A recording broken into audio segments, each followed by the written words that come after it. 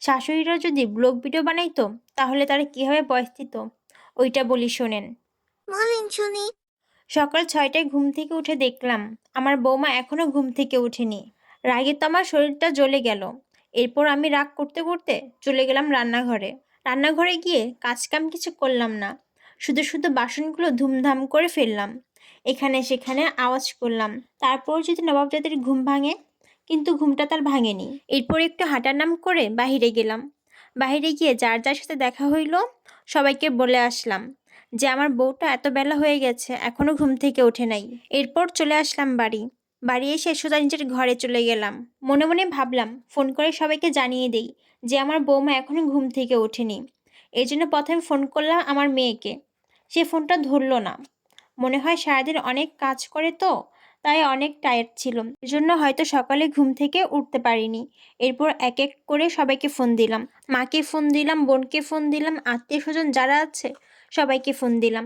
Phone দিয়ে সবাইকে সুযোগে জানিয়ে দিলাম যে আমার বৌমা এতটা বাজে এখনো ঘুম থেকে ওঠে নাই। শ্বশুর শাশুড়ির প্রতি তার যে দায়িত্ব নাই এগুলো বলে দিলাম। এরপর টিভিটা চালিয়ে টিভি দেখতে বসলাম। এরপর দেখি নবাবের বেটি ঘুম থেকে উঠল। ঘুম থেকে উঠে আমাকে এক কাপ চা এনে দিল। চাটা খেয়ে নিলাম।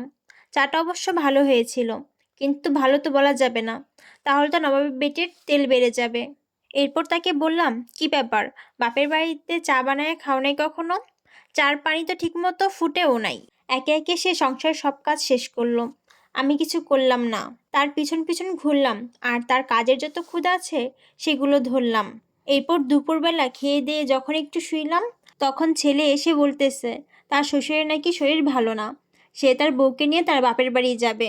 আমিও তখন সাথে সাথে শরীর খারাপের নাটক করে বললাম, আমারও শরীরটা ভালো নেই, তাও সমস্যা নেই, আমি একা থাকতে পারবো, তোমরা গিয়ে ঘুরে আসো। এরপর দেখলাম আমার ছেলে তার বউকে রুমে নিয়ে গিয়ে বলতেছে, আমার মায়ের শরীরটা অনেক খারাপ, তুমি তাহলে আজকে তোমার বাপের বাড়ি যাইও না। এরপর আমি আমার রুমে এসে আমার মেয়েকে ফোন করলাম, বললাম আমার সারাদিনে যত কর্মকাণ্ড ছিল। আজকে এই পর্যন্ত আমার ব্লগটা ছিল।